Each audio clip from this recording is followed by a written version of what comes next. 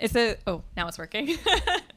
My name is Jess Bergman. I'm an editor at the Baffler magazine and a former student worker at the Kelly Writers House. Thanks for joining us tonight to talk about Little Magazines, which is an independent category of media that I was pretty unfamiliar with when I was a student. So I'm looking forward to talking about it with all of you. And I want to say thank you to the Applebaum Editors and Publishers series for sponsoring this program. So what makes a magazine little? In their influential 1947 study, The Little Magazine, Frederick J. Hoffman, Charles Allen, and Carolyn F. Ulrich defined the Little Magazine as a magazine designed to print artistic work which, for reasons of commercial expediency, is not acceptable to the money-minded periodicals or presses. Sometimes this work was considered unacceptable for aesthetic reasons, sometimes for political reasons, often for both. The Dial, widely considered to be the godparent of little magazines in the United States, began its life as an outgrowth of the Transcendentalist movement and became an early proponent of modernism in the 1920s, publishing T.S. Eliot's The Wasteland alongside work by writers like Sherwood Anderson, E.E. Cummings, and William Butler Yeats. Despite their inherent marginality, the little in Little Magazine refers to the size of its imagined audience, not to its staff or budget, though they tend to be small too. These periodicals have remained a more or less unbroken literary tradition since the turn of the 20th century. Even as many individual magazines have folded, the movement has been rejuvenated again and again by a new generation of writers and editors who, in the words of Offman, Allen, and Ulrich, are stimulated by some form of discontent with the status quo. Tonight, I'm joined by three such editors. Sorry, I'm not doing this in the order in which they're sitting. Matthew Shen Goodman, editor-in-chief of the Baffler, which was founded in 1988. Mark Krotov, publisher of N+1, which was founded in 2004. And Sarah Leonard, editor-in-chief of Lux magazine, which was founded in 2021. So to begin, I was just hoping that our panelists could say a little bit sort of about their jobs, their background in the field, how they became interested in working in this part of media. Should we just go in? Yeah, whatever order you want. Go in order. Hi, thanks so much to Jess and to the Kelly Writers House and for everyone here. Yes, it's amazing to hear, that sort of description, everything they wrote, it still applies. It's eerie and suggests that despite, you imagine that all your challenges you're dealing with to be sort of like novel and interesting, but in fact they're like structural and baked into the entire edifice, for better or for worse. I guess that's comforting, though also intractable. So I'm co-editor of N+1 and also a publisher, and that kind of speaks to, I think it just kind of speaks to my background a little bit, the sort of the dual roles. I came from book publishing, which is its own, realm deserving of, and I'm sure recipient of, conversations like this one. Very strange, complicated, fraught place.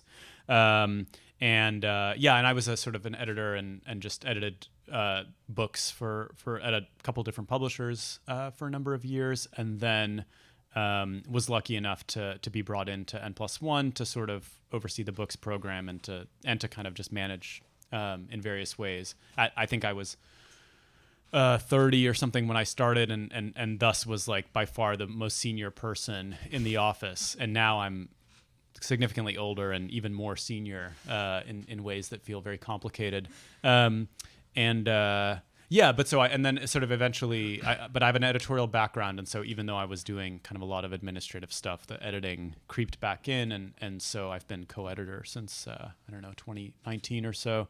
I don't know. I mean, I think it's interesting to, as I'm sure we'll hear, the sort of boundaries between the publishing side and the editing side are in a small place, even in a large place, they can be porous, but in a small place, they can be incredibly porous. And so as you edit and as you kind of put issues of a magazine together, you're sort of inevitably thinking about, as they said, you're thinking about the market, your relationship to it, how antagonistic your relationship to it is, but also ways in which you can find a foothold, ways you can be extremely radical while not alienating your readers who you care about so much, because they, they're really, they're the whole thing.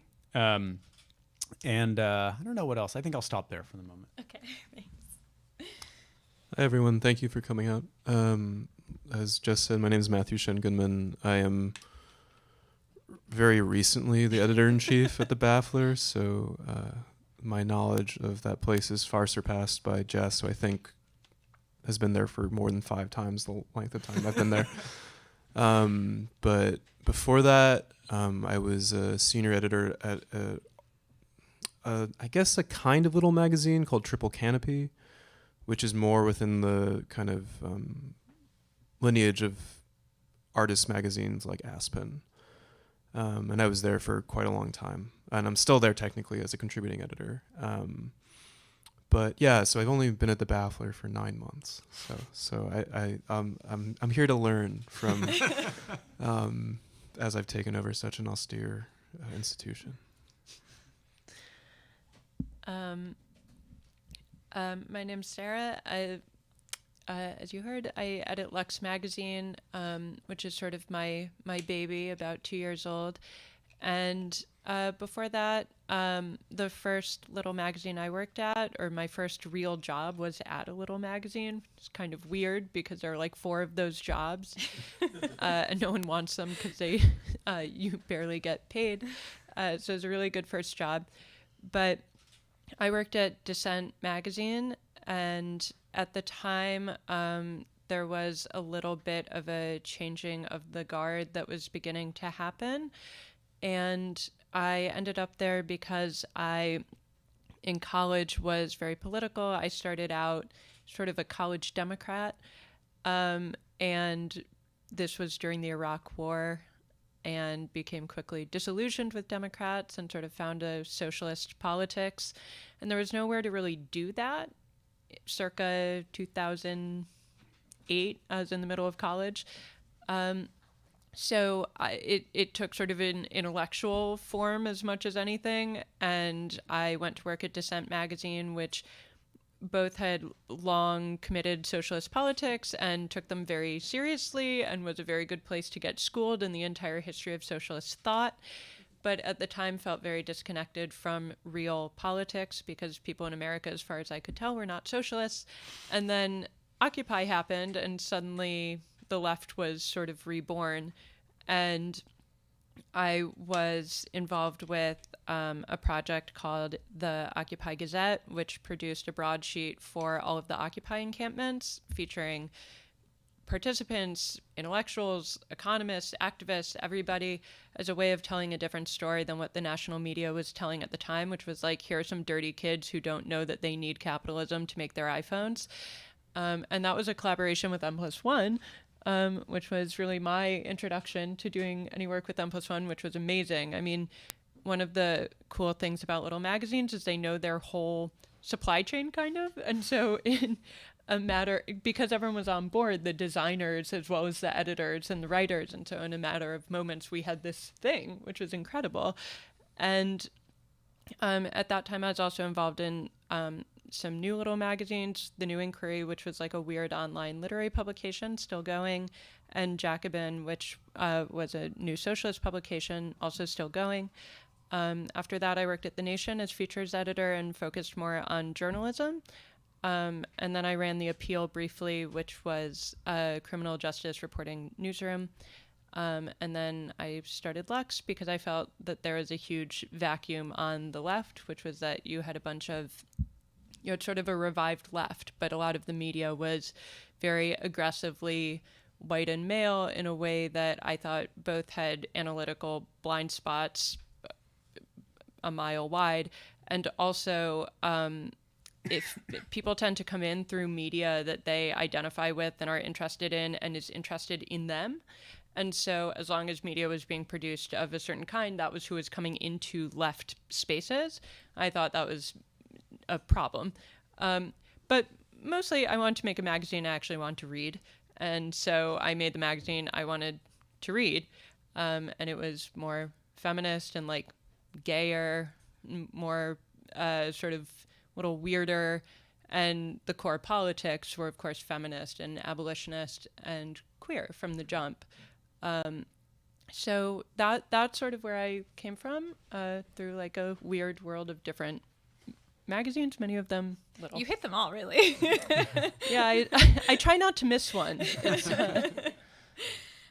So I kind of want to return to something Mark said about how many little magazines have a sort of antagonistic relationship with the market or with mainstream media. To a certain extent, we define ourselves against them. And I was just wondering if everyone could say, or whoever wants to, could say a few words about what role you think the little magazine plays in today's media landscape, which is, if anything, becoming more precarious and sort of more homogenous through a process of elimination as we lose alt weeklies and regional newspapers and things like that.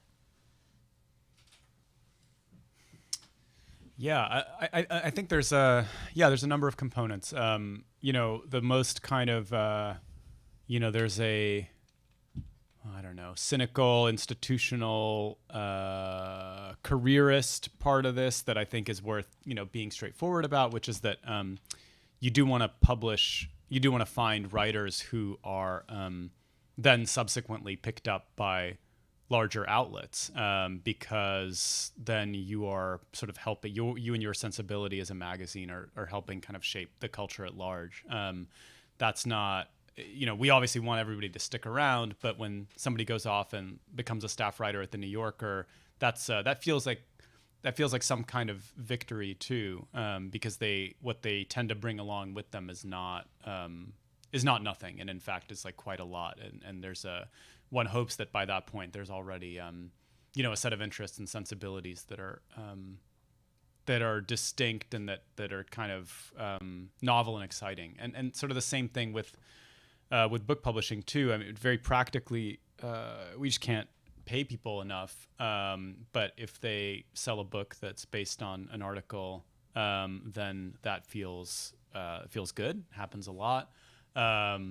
Then we can sell it. We can make some money. Sorry to be. This is like it's just a piece of the equation, but it's worth. I think there's a relationship to the mainstream that's obviously not purely antagonistic, because in fact you want to march through the institutions, and we're sort of, you can't be overly strategic about it because it just doesn't work that way and it's unpredictable, but also it's kind of fun when it happens.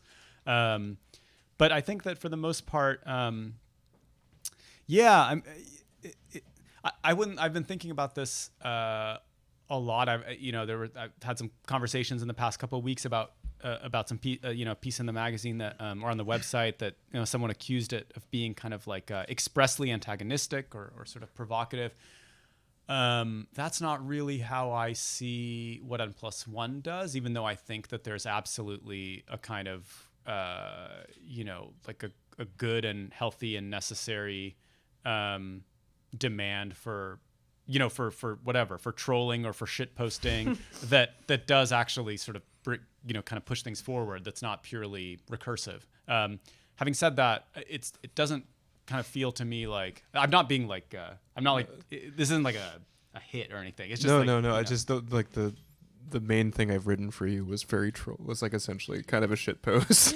I guess so. I don't know. I thought it was amazing. Anyway. No, it was very deep what you wrote. It had some shit posting components, but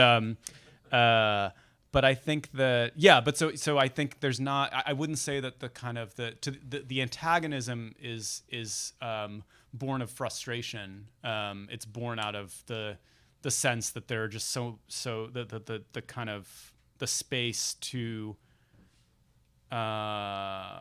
deliver, publish, create interesting work in the mainstream is so narrow. One grieves about this set of conditions, and so you realize that there's just like so much not being said and not being written.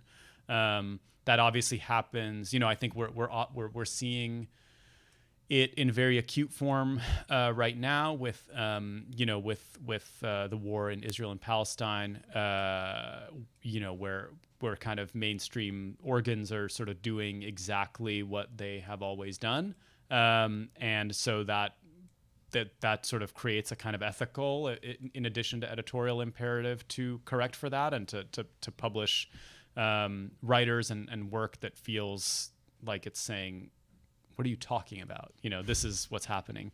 But I will say too that this kind of this imperative has its great pleasures too. It's not simply like it doesn't feel like it has to be a kind of work of compensation. We publish a lot of fiction in the magazine. I'm very, very proud of the fiction that we publish. It has a kind of real lineage that I sometimes think it's underrated in a way because people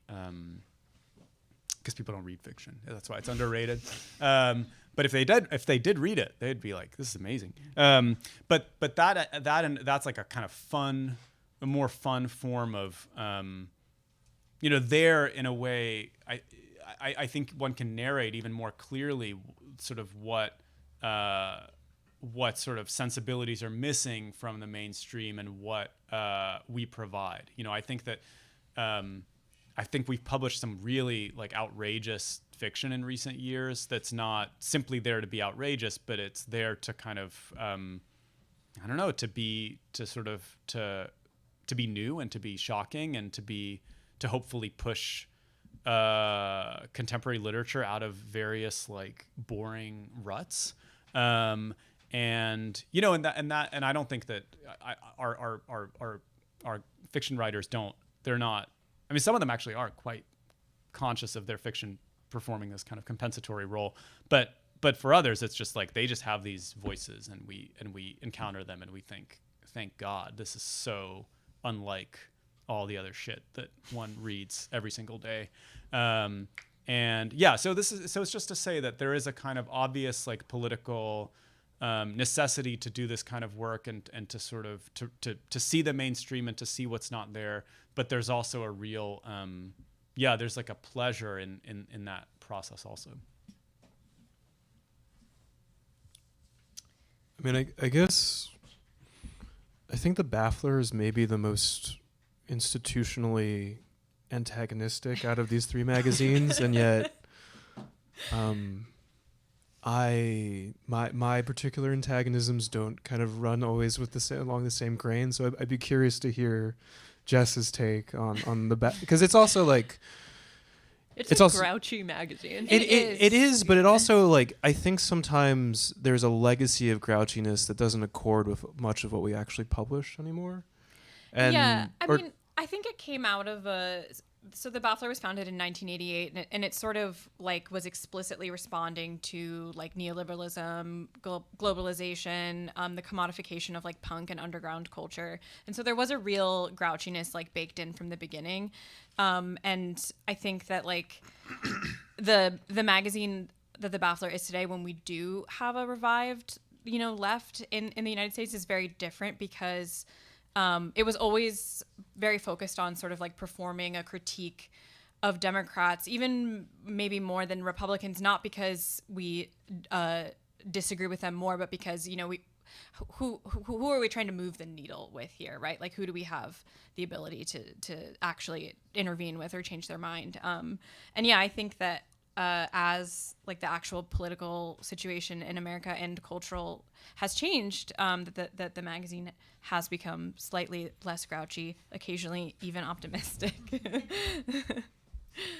Yeah, I mean, it's also, I think, like the whole sort of antagonism towards like a quote unquote mainstream culture is a question that like I understand and I think about, but also often to me seems to be like not quite adequate to people's fragmented experience of culture, of news, of publications today. And people can read piecemeal in a way that before they never could. And so if you're experiencing the Baffler mostly by our great new optimistic happy-go-lucky pieces, you might be like kind of confused by like sometimes our institutional voice, or by sometimes our more earnest political pieces as well, right, which don't quite fit into it was founded by, I forget if you said by Thomas Frank. Oh yeah, Thomas Frank and Keith White. That there's like a very particular tone that's like I'm a smart grad student guy kind of tone that's who like went to punk shows, and it's I think something that we're 30. How many years old are we? 30 and a few. 30 and a few. Like we're rounding up in 40, and I think a question for me, well, I've been, I guess I'm at term now at 9 months, but like has been like what is that voice now? Does that voice still make sense now? Does that approach? I mean, which doesn't voice and approach is a slightly. I mean, there's always still things to be antagonistic towards, and kind of broader cultural trends and politics, to angle yourself against or in parallel to. But like, it's been interesting because the question of the mainstream is something that I've been often like, I don't know what that means anymore, right? So, though in certain cases it's very obvious what it means. It's not everything's totally isolated and fragmented. I think that question of lineage is like interesting though, because it gives you something to argue with. And something I thought about at Dissent a lot was there's this huge long legacy. A lot of it's really important. Some of it I disagree with. Some of it doesn't feel relevant anymore. But by going to Dissent, you have to get trained up in dissent, which is like the history of socialism. And so like all of that material that Dissent had been producing for 50 years would have been like effectively dead and much less accessible if the magazine itself hadn't still been going and like bringing new people into it. And I thought that was really valuable and made me more inclined towards the continuance and preservation of old magazines instead of just starting new ones, although then I did that, but still. I feel like the Baffler is like the world's greatest archive of writing about selling out, like an idea that like doesn't exist anymore, but like probably should. And like, I don't know, I have so much affection towards the Baffler archive. Like, yeah. I don't know, I own old copies of the Baffler. Like, they were grouchy about the right stuff. It's just like, some of it, I know what you mean about the tone. I don't know. Anyway, I'm kind of fond of the old Baffler. No, I also grew up on punk. Yeah, I mean, I did too. I mean, I just, but it's one's, I mean, in a way, like their grouchiness about the commodification of punk is a sort of punk performance in itself, right? And even that gets aged. Yeah. And I think my question is like, am I still the same kind of asshole I was when I was 13, or the way Thomas Frank was in 1988? And I'm not entirely sure. I think I could be a slightly different. I'm still an asshole, but like a slightly different one. No, I mean, I think a part of like part of the process at Lux was realizing that like I wasn't the 22-year-old asshole anymore. Like, I had to be something different, and we had to bring in new 22-year-old assholes, and like. It's hard to make the role change, actually. But I think with little magazines, one of the functions of antagonism to the mainstream, like Mark said, is essentially to train people up and send them out. So, people, I was always really proud. We'd always have interns at Dissent, and they'd come in and they're like 22 and they're kind of socialisty, but maybe they don't know that much. And like by the time they leave there, like they know so much. They can edit, they can copy edit, they can fact check things, but also they know a weird amount of history about American socialist thought. They've refined their politics. They've done some writing. They've been edited by some really great people. And sometimes they would have found a specialty. They want to write about the environment from a socialist perspective.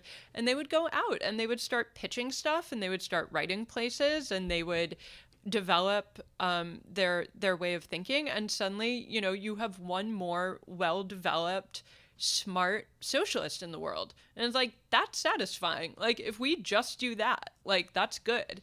And I feel that way at Lux. And I think, intentionally, our editorial group is a mix of people who have a lot of editorial experience and some people who have much less, but a lot of engagement with organizing and politics.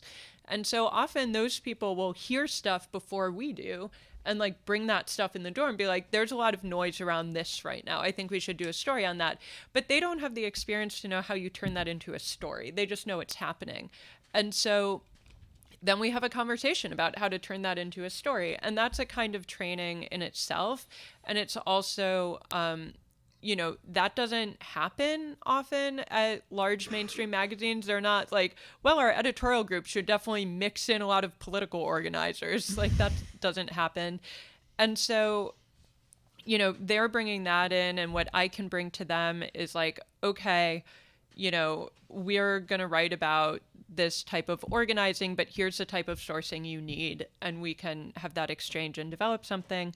I think also, as others have said, and I guess just to add on to that, where you're also like, little magazines are upstream, so you can put forward more radical ideas and get them into the mainstream by developing them really, really well and then sending them out into the world, and often by attacking someone who is much more famous.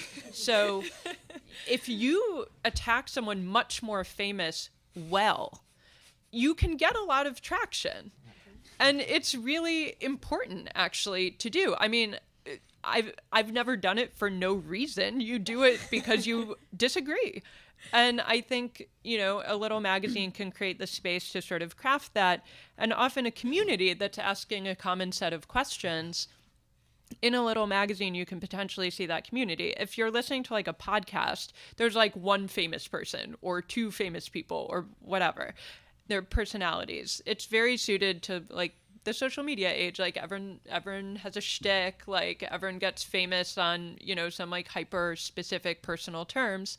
But in a magazine, you see the same voices recurring over and over often. And you get a sense of the sort of community of thought that is that magazine. And sometimes those people argue with each other, but all together they form a sensibility.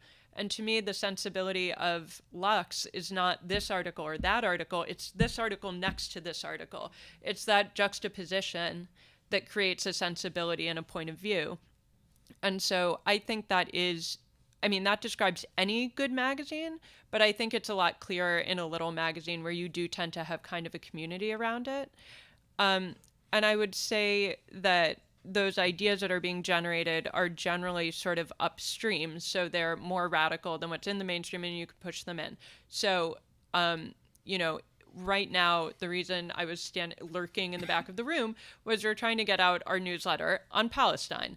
And so that involves a lot of people, a lot of input, a lot of fact-checking everything. And what we have there is a group of people who are, we are free to say what we think is happening. And we are free to call our newsletter whatever we want, say whatever we want. But we have to bring to that, and I think what we bring to that from other more traditional forms of journalism is a level of rigor that will protect us. So everybody's politics are on point. Then the question is like, okay, we saw this tweet, we're embedding it, we basically agree with it, but like, did we check who that person is? Like, do we double check those facts? Like, are we being as rigorous as possible? And so I think between those two sensibilities, we can produce things that are really good. And I'll say, I don't fetishize like small media. If I could print exactly what I wanted in large media, I fucking would. Like, I would like a tabloid.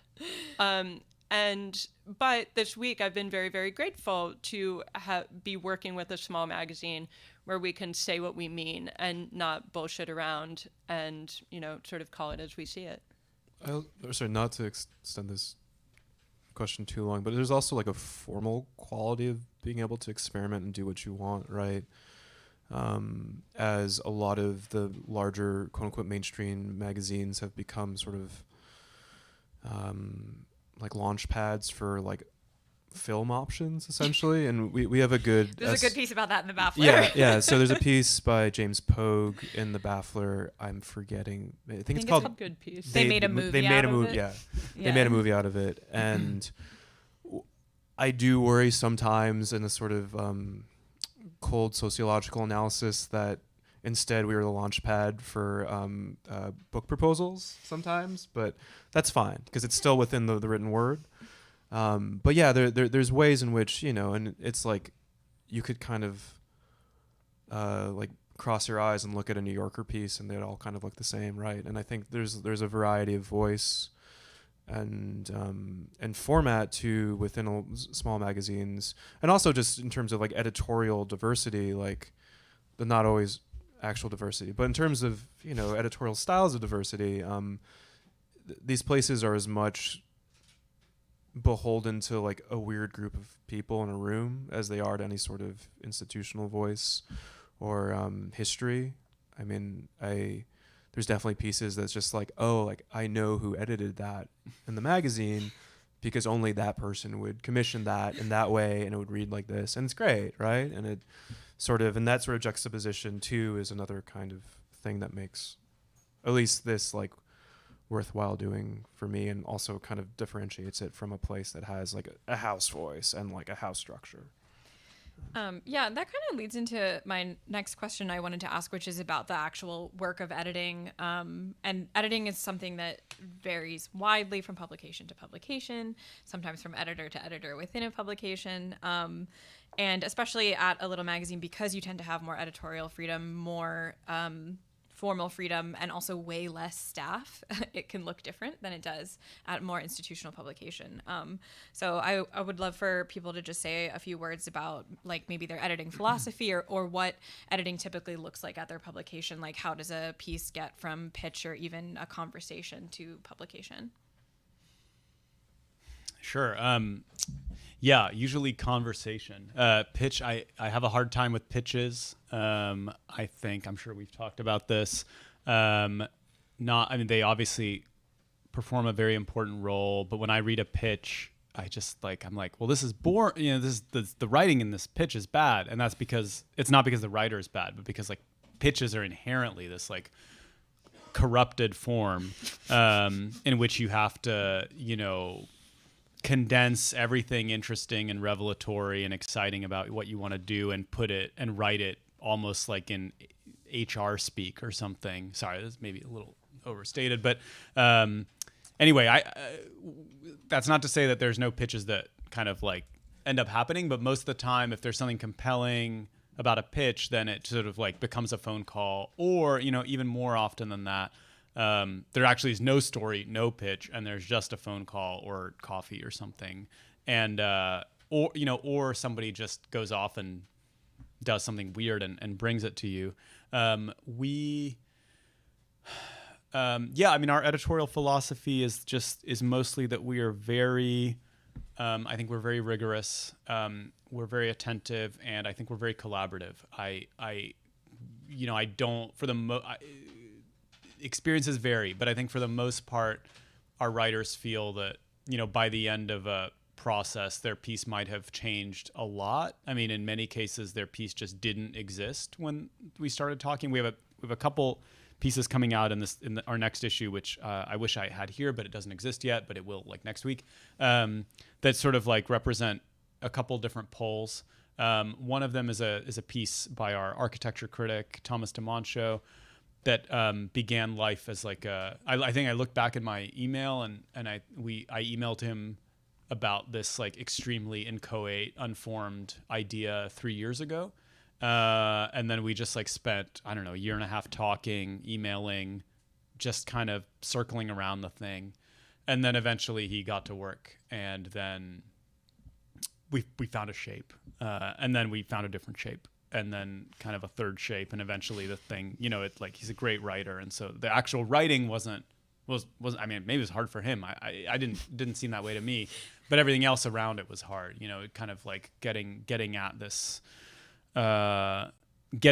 like extremely niche question that we wanted to answer that had these like, that felt like it had really major political implications and aesthetic implications. That's atypical because 3 years is a long time, but it's not impossible. Another piece that we have coming out is it's a piece that I'm very, very, very proud of, and that I think is I think it's a big deal for the magazine. It's about the Cop City occupation in Atlanta. I'm from Atlanta, and so when I heard, I sort of saw this writer at a picnic, and they said to me, they knew I was from Atlanta, and they said, it's weird that in Atlanta there's a street called Boulevard.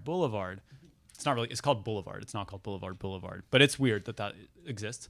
And then it turned out that they had spent some time in the occupation, and that they had a friend who had invited them down there, who had spent a lot of time down there. And a few months later, there were a lot of phone calls also, but a few months later, there were 25,000 words about the forest defenders and this kind of absolutely novelistic, sort of just like shockingly well-written piece that kind of almost never left the forest, and that instead was about like how the tents got set up and how the tree houses were built and how what it was like when the police came in and stormed the forest and assassinated Tortuguita, one of the defenders. And here was like the opposite. You know, in one case, a piece just didn't exist for a long time and you had to keep talking about it. In this other situation, a piece did exist. There was too much piece. And I felt very, very strongly that it had to kind of go into the next issue. I'm typically not I'm not terribly assertive with this kind of thing, but I knew that this piece had to exist, like that it had to be in the next issue that we published, partly for timing reasons and partly because I just, you know, you see something great and you want to share it with people. And so then, yeah, my co-editors and I spent a few really intense weeks turning a 25,000 word piece into a 17,000 word piece. That's still the longest thing we've ever published, but I think the event merits the attention.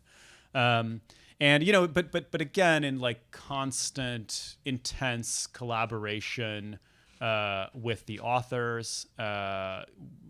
This co-author sat in my apartment for like 9 or 10 hours as we went through, I think, every single sentence. And then we did that 2 more times over the phone. They hadn't really published before. And the fact that they'd created something so amazing on first effort was just like unprecedented, but also it meant that they had all the anxieties of a first-time writer despite having the skill of a seasoned pro. But you know, I think that you want to be, my ultimate feeling is that you want to be very, very adaptable to every piece and every writer, and to sort of just accept that one of the great things about a little magazine, it sort of to add to the list that Sarah and Matt started, is just that we have a set length more or less, we have sections, but then within that there's just so much space to do anything you want, you know. And if a piece doesn't have a nut graph, that's okay. And if a piece just like does a weird thing with voice that's never been in the magazine before, that's okay. And you kind of think more about its relationship to the archive and whether, you know, than you do about whether something is like inherently acceptable or not. Because if it's good, it's just acceptable.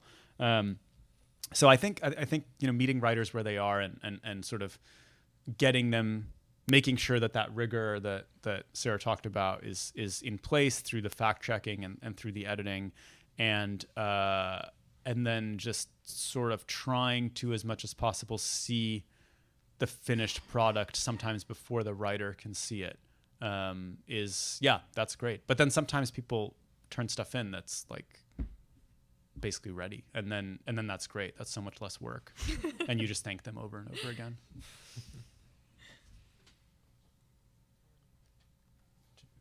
I think we're just going in order. Oh, we're going in order every time? Okay. I didn't realize. Feel free to jump in formal experimentation. Yeah. I think that's very nice. I think sometimes I find myself on the slightly more antagonistic end of the relationship of writers, which is something. I mean, I also think the Baffler out of all of these magazines publishes the most frequently. We are somehow a 6 times a year magazine, despite the staff we have, and previously published 5 times a week on web, which when Jess actually was the web editor, which I think at one point you said you had edited more than like 100 pieces in a single year. Yeah.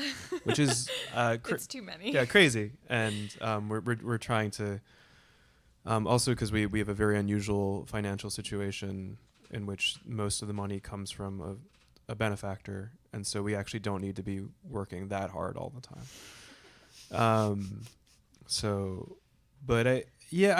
I think I might be a little bit more of, also I forgot to say, like, I actually started out in like traditional art magazines. I worked at Art in America I wrote art reviews for a long time. I'm unfortunately the son of an art critic.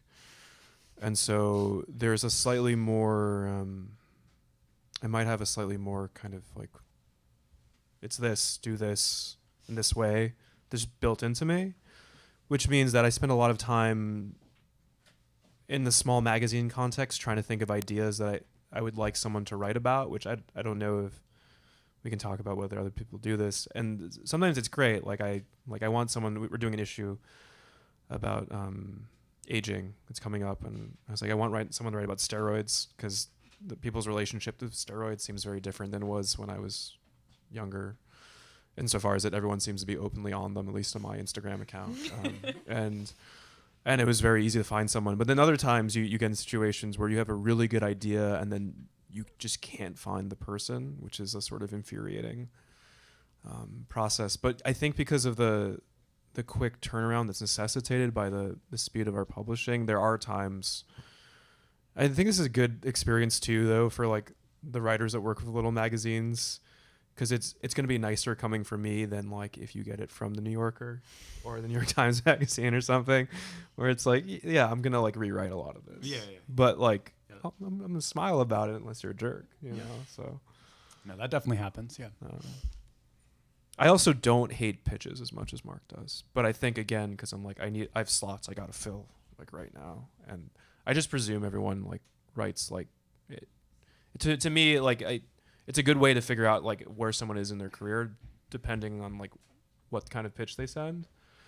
But yeah, I use it more as like a different kind of valuation metric.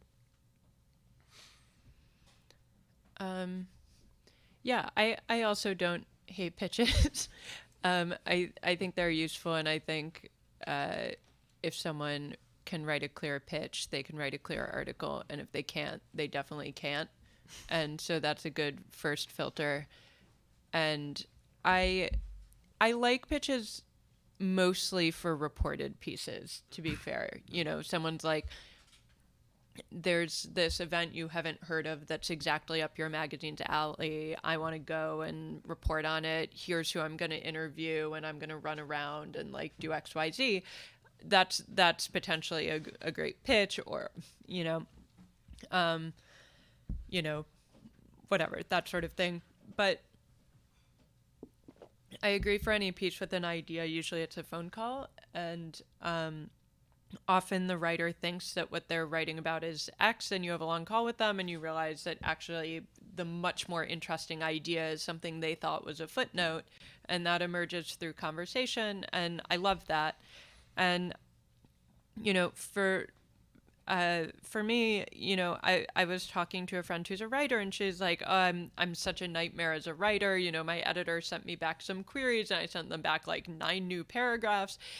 And I was like, no, the great writer to work with is someone you put in some queries, you have some questions, whatever, and they really try to address them. They really they take the question seriously. They look for new information. Maybe they change their argument a little bit. They really engage. The people I hate to edit and who I try not to commission again are people who say, it's interesting what this person is saying. I'd like to know more about that. It seems like it might be in contradiction with your other character. And they add one sentence that's like, these two people had different opinions. And you're like, that's not interesting. That doesn't add anything to this story. And you're not engaging with me. So I think an ideal writer-editor relationship does involve like good communication and generating the ideas together and all those things. I think a lot, we're a very particular type of magazine. It's voicey. I really care about a good lead.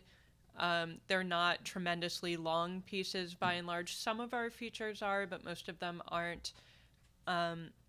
I love reading something like N+1 where you're like, this is a excuse me, I'm not sick.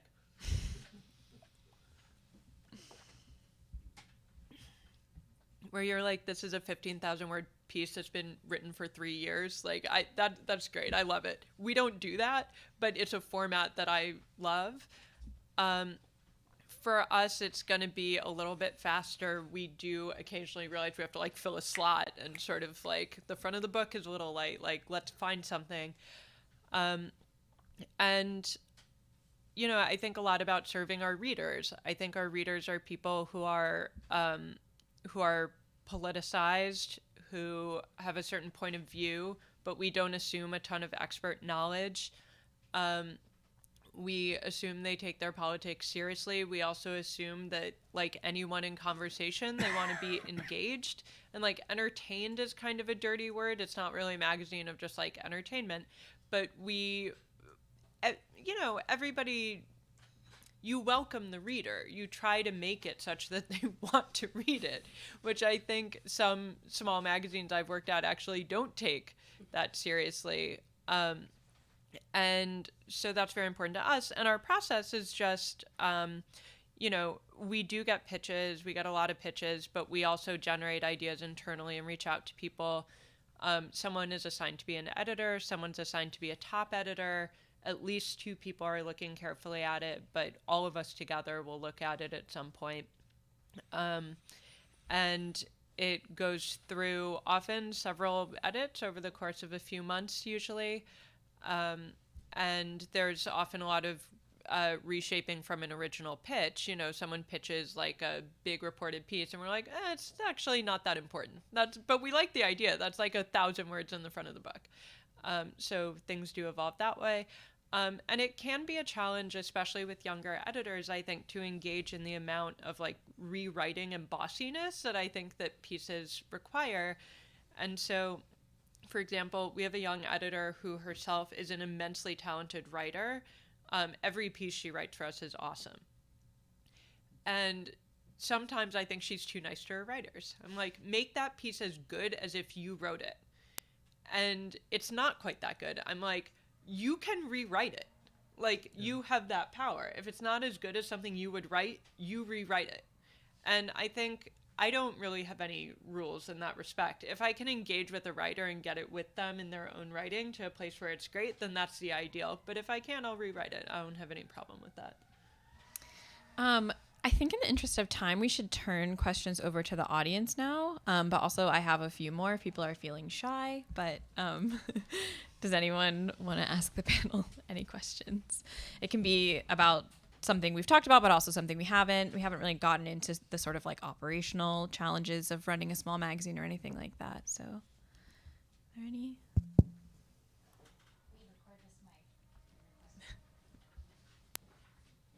Okay, yeah.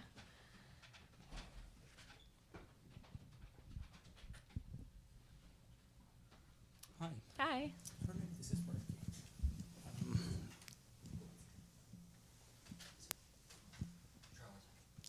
Is this? There we this go. is actually too loud. Thank you for the discussion. So I'm doing a PhD here. I wanted to ask something about the label, little magazines, and I'm glad that you mentioned the dial, because it seems like kind of archaic, kind of a label from a different age. So my question kind of has 2 parts, which is essentially to ask, is there a way to like talk about this in a way that is not monolithic, not to like introduce hierarchies within the little magazine, but just sort of to say, is there a way to diversify this label? And also, does any of you not identify with this label in the magazine that you're working on right now? And I know you're here talking obviously about the little magazine, but do you see any advantages of like identifying with a different label right now? And I guess the second part is, I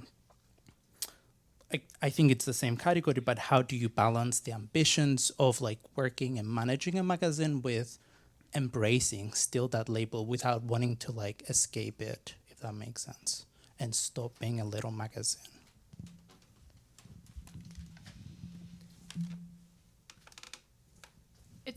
Sorry, I'm not sure I complete. It's the question about sort of whether the sort of tradition of the little magazine is still relevant to what we're doing, or is it really about how we're labeling it? think the first question Okay. that like if essentially you see Lux, for instance, within a different category that will Okay. Gotcha. I guess now I have to answer it.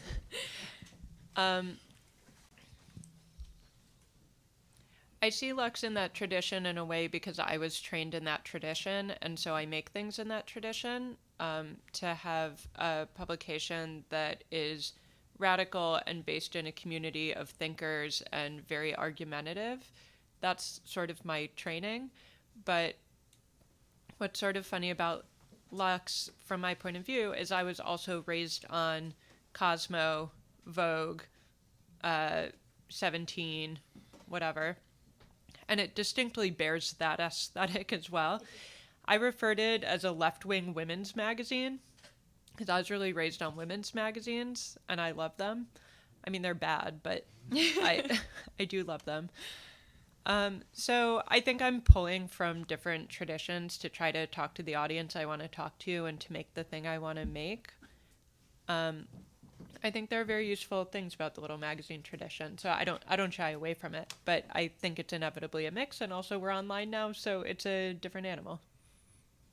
Yeah, I think about the online component a lot because, given, for example, the events, right, of the war, and like wondering like that we have an online component that we are able to respond and also maybe have an imperative to respond, right?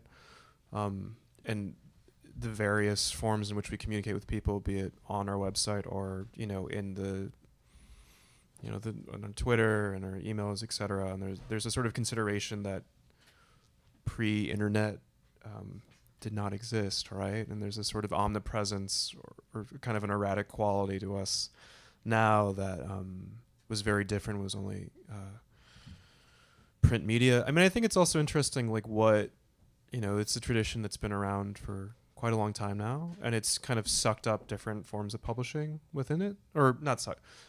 These, I think all of us like are also drawing from different forms of publishing, like obviously the Baffler has a kind of heavy punk zine aspect to it that is a sort of different genealogy than the little magazine. I am showing up mostly being art scum, which is kind of unfortunate, but I may be interesting as an experiment as I've taken over this magazine.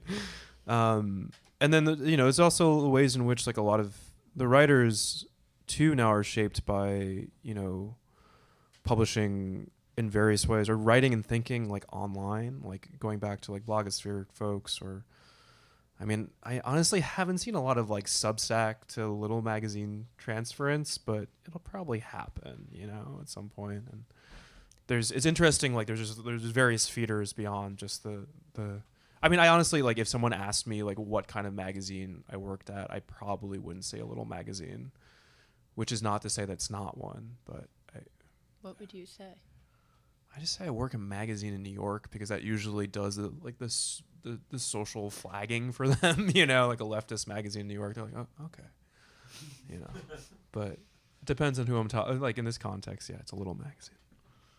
Yeah, I do think it's not really a category. Like it's a category that feels entirely appropriate, but it's not one that we would really kind of think about, like refer to internally. Like that is what it is. That is the lineage, but it's not really.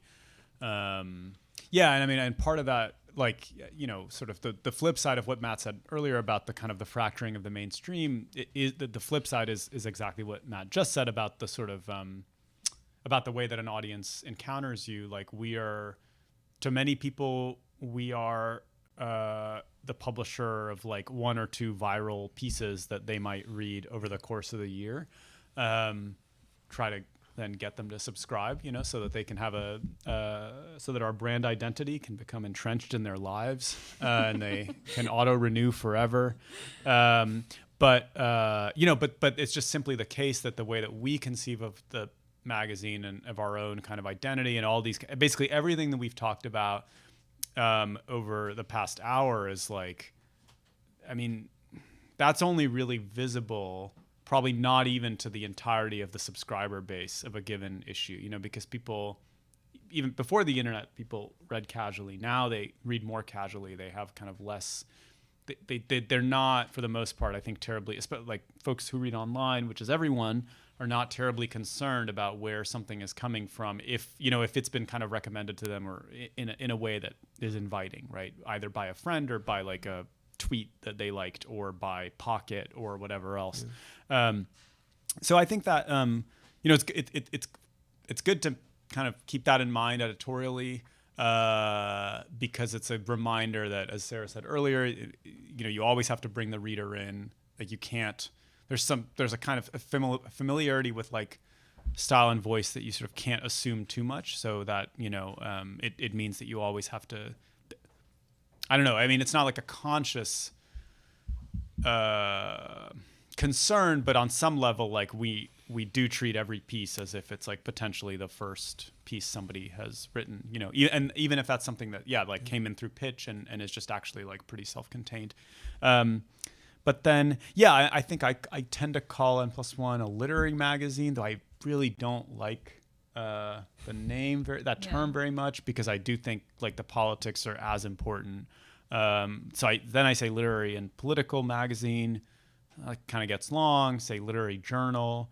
It's sort of like audience sensitive to some extent. But I think that like and part of it, to get into operations for a second, it's like you have to raise money too, and funders really, for the most part, like legibility. So you do want to tell a funder we're a literary magazine. And then if they see the political stuff in there, well, hopefully they like it. And if they don't, great, because you're just a literary magazine. But then in other kinds of fundraising contexts, because this, one has to think about this a lot, you actually want to highlight the political work, some of the like reportage that you've published, the less sort of interior material. So you're all, I don't know, I feel like I'm always like, that the magazine itself represents all the juxtaposition that sort of Sarah and Matt talked about earlier is like, in a way has a structural relationship to these kinds of like sort of operational questions too, in a way. I mean, it also relates to the fact that these are jobs now, in a way that, at least at the Baffler, it's like, it's a job for 12, 13 people like that, in a way that is probably very different than it was earlier on in the history of this sort of publication. And that means a lot of, once you've taken on that responsibility, there's a certain kind of ambition you have to have in order to keep people's lights on and get them healthcare and all of that. And that also means I spend a lot of time figuring out what I'm gonna say the magazine is, depending on who I'm talking to, depending on how much money they have, right? And you're constantly doing this kind of tightrope of being like, you're always trying to say you punch way above your weight and being like, I'm the most, like we operate on a shoestring budget, but we have so many readers, right? And you're trying to convince funders that you're both already successful in these incredible ways, and also are in desperate need of cash injections, which we are. We all are. Everyone up here needs your money. Yeah. I mean, that's definitely like Lux sort of pays people. We pay all our writers and not ourselves. We do it as a political project. I would love to have money to pay everybody. I'm glad, audience of millionaires, obviously. But it is interesting and true, like Dissent back in the day, everybody had like an academic job or whatever. Like it was basically a friend group. Like, I mean, now that there's no academic jobs, all the para-academics come looking to us for jobs. So it's and expect healthcare. Yeah, and it's a sort of strange, the kind of the immiseration of the sort of intellectual job market throughout all disciplines has created a very interesting situation. Yeah, it's extremely strange. It's like, it's not a profitable, I mean, you can make it work. And like some institutions have made it work in really impressive ways, including the ones up here. I don't think Lex is there yet, but like it's sort of insane. Like, magazines in general are not profitable. Large magazines are not profitable. Journalism is not a profitable enterprise.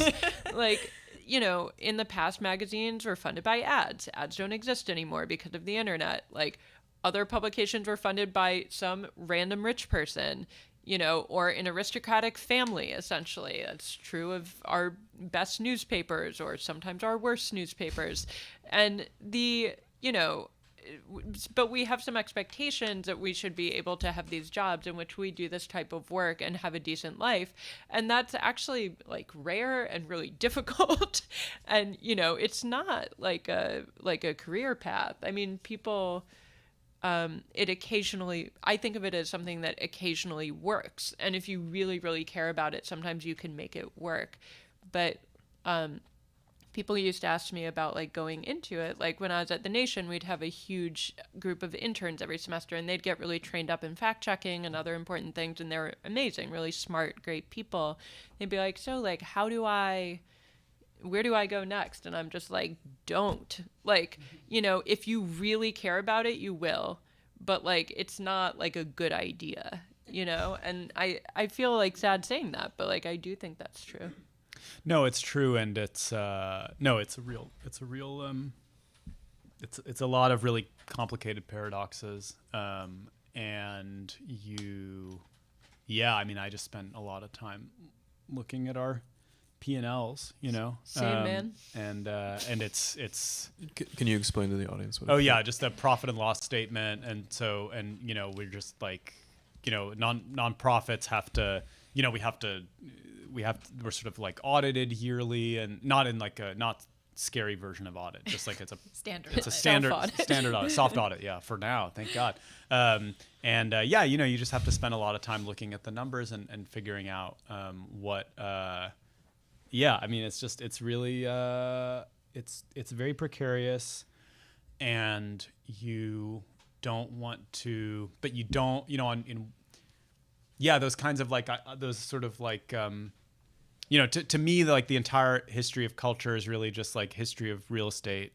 And, you know, and so at a time when people could live cheaply and live together and sort of live underemployed, productive lives, not that there weren't downsides, you know, that did create like a kind of intellectual culture that we're all still obsessed with on some level, that the cult, you know, like that I think the world is still obsessed with. We still talk about these like eras. But like none of the material conditions that made those lives possible exists now. And so what we do is try to kind of replicate versions of that institutionally, and that it, you know, these are all utopian projects in their way. And it's but you just like you don't have everything around you, you know, and so instead you're just like you're begging you know, rich people, but also subscribers to sort of like help you create it, even as you understand that like the readers are there, but the society isn't there, and so you are not an extension of society, but like a total anomaly, you know, and that's really it's a lot of pressure, and it's true, like we, you know, the funny thing is that if we I kind of have a very particular relationship to mission creep. I don't like it. I would rather do one thing really well than try to like, you know, become a like small media empire. In some ways, it would not be that hard to become a small media empire. Like we have somebody in the orbit of the magazine who's always like asking us to basically do like our version of the Atlantic Ideas Festival, you know, or the New Yorker Festival. Like, that would bring in a lot of money. Like, it's just like unquestionably the case. The New Yorker Festival, those tickets are crazy to see like Jonathan Lethem. No offense, but like what I know is that for every kind of paraliterary effort, we just like don't have, we lose the kind of labor time and the attention that helps make the magazine, and so then the main product, the chief product, gets worse. But that's a very, you know, so you have to say no to all this stuff. You say no to a podcast. You say no to all these like exciting, you know, things that other publications are doing. I love my wife is loves the spelling bee game in the Times. That thing's probably bringing in more money than subscriptions, but you just actually the paradox is that you can see a way to to greater revenue, and you also know that kind of comes at the expense of the purity and essence and excellence of the thing, and so you have to make the conservative choice every time. Or I think I'm right to feel that way, though. There are counterexamples, but it's difficult because also sorry, this is the last thing I'll say. Funders like new stuff. They like if you tell a funder, oh, we want your money to start a podcast, they're more likely to say yes than if you tell them, we want your money to do the exact same thing we're doing right now. And so that's kind of, but you actually can't, you can't lie to them either. And it's a really, it's very tricky. Yeah, I mean, most novelty isn't really driven by an avant-garde anymore as much as it's driven by searching for nonprofit funding. In a lot of American cultural institutions.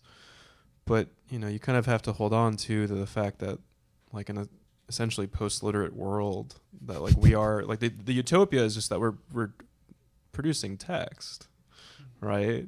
And I don't know. I have to tell myself this because otherwise I'll just look at video all day. I'll pivot the video myself. But the interesting thing, I often think okay, why are we still producing text? It doesn't seem like the relevant form right now. So audio maybe would make way more sense, video, and I'm not necessarily wedded to form.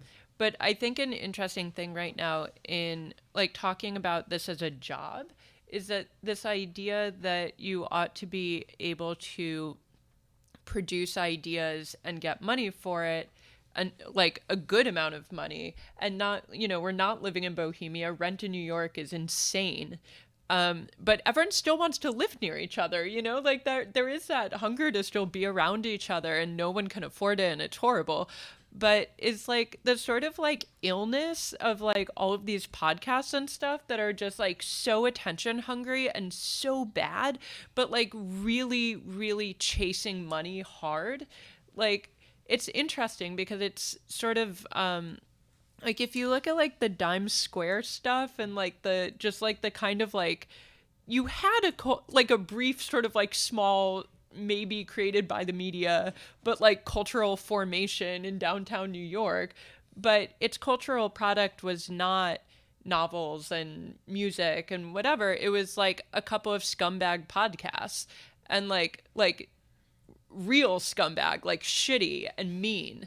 And but what they were doing was chasing money from reactionary tech founders and stuff. They're going after Peter Thiel's money. They were going after lots of smaller people like that.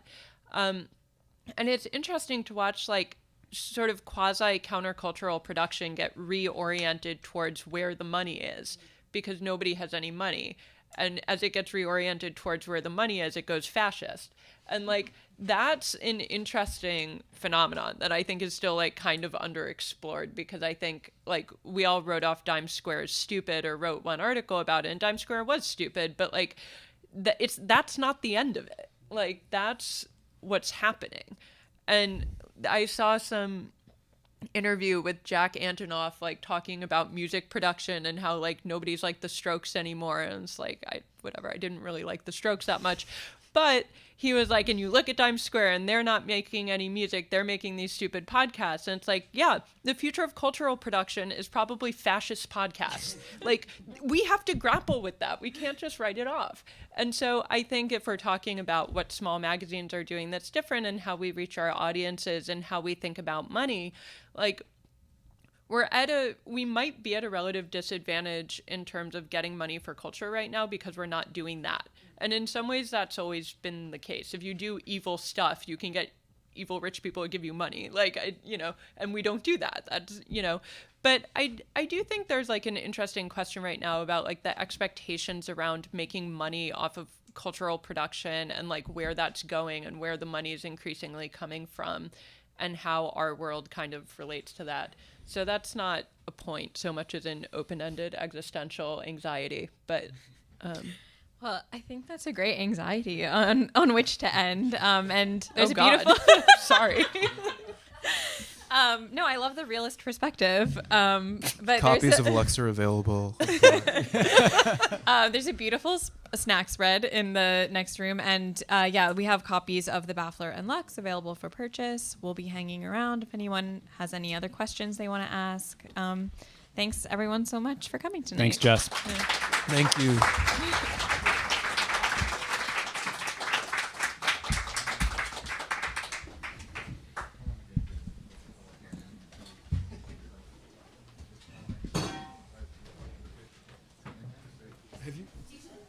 When were we? 8:30 or 8:45? 8:30. No, I don't know why you've ever been to Anvil Ball. To where? Anvil Ball. It's like this Irish cafe in the Bronx. This place just makes me feel like I'm in like an